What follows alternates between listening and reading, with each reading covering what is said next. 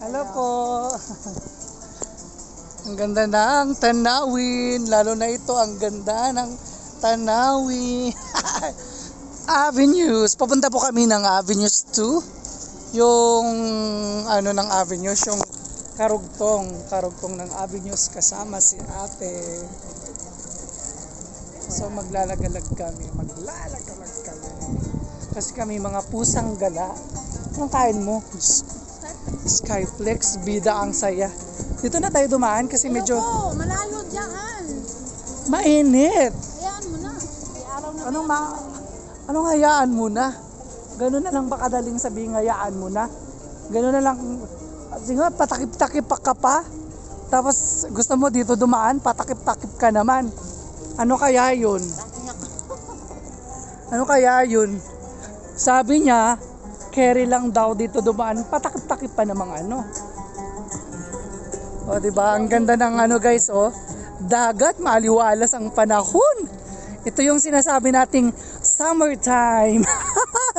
It's summertime! It's summertime here in Bahrain! Oh, it's guys, napakaganda ng mga tanawin, ang lalaki ng mga restaurant. Naglalaki ang restaurant. Nakita nyo guys, sobrang init, walang umupo sa labas. Nakatiwarik ang mga upuan. Wow, ang ganda ng ano nila, oh, parang vintage.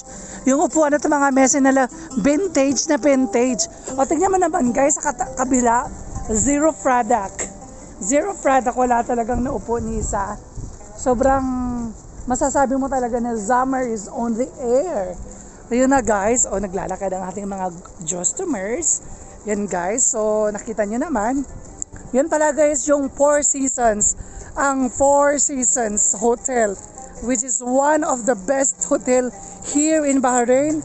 5-star hotel. O, nakita nyo guys, yung napakaganda naman talaga. Hindi mo grabe yan guys. O, tapos yung ibang mga building na yan, napakaganda, masasabi mo talagang, ay, kakaiba. O, resort. Gusto kong pumunta doon sa resort na yan. Ang ganda, di ba? Pag nandun ka, kitang-kita, Diyos ko, white sand. Sana all. Pero feeling ko artificial lang yan, hindi yan original. Yan o, napakaganda. Parang, ay, kung sisikat tayo. Dyan sa ano? Part ata yan ng ano, Four Seasons. Sana balang araw sisikat tayo sa ating pagbablog, makapunta tayo sa mga magagarang lugar dito sa Bahrain. Kaya tulungan nyo ako guys, dumami ang aking mga views na gumanda, lumawak ang aking mga audience, basta yung views natin para sumahod na tayo guys. Ano pang nangyari sa atin? Di pa tayo nasahod ni isang beses or whatsoever. O, diba guys? So, dito pala sa Bahrain guys. English yun guys ha, whatsoever. English yun. Yan lang yung alam namin.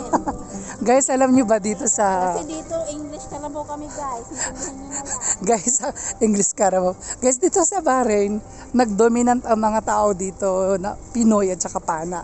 Talagang nakahati ang mga tao dito. Kung hindi ang trabahante, kung di Pinoy, is mga Indian. Para magkaintindihan. Oo. Kaya lagi nagkakaintindihan ang Pinoy at saka Indian.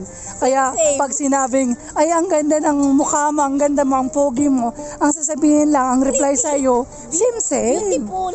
Same. Beautiful. Ayan, diba guys? Pag lalaki at saka babae, pag sinabi nilang maganda, beautiful. Beautiful ba, sabi? Kahit lalaki, beautiful. Yeah, ang tawag sa kanila lahat, you're beautiful. Kahit lalaki ka, you're beautiful. Beautiful. Okay lang, wag lang yung ugly fool. Ayun guys, papunta na kami. Ang lawak, napakaganda.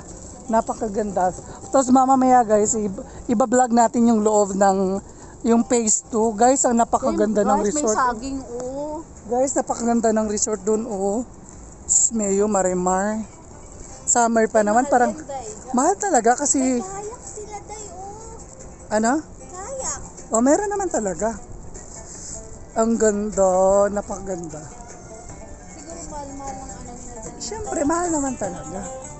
So, dyan na muna Ay, andyan yung fish market. Diyan. Dyan na muna magtatapos ang guys, ang ating vlogs. Kasi mamaya ito-tour natin yung sa loob guys. Okay, thank you Mama Chup Chup.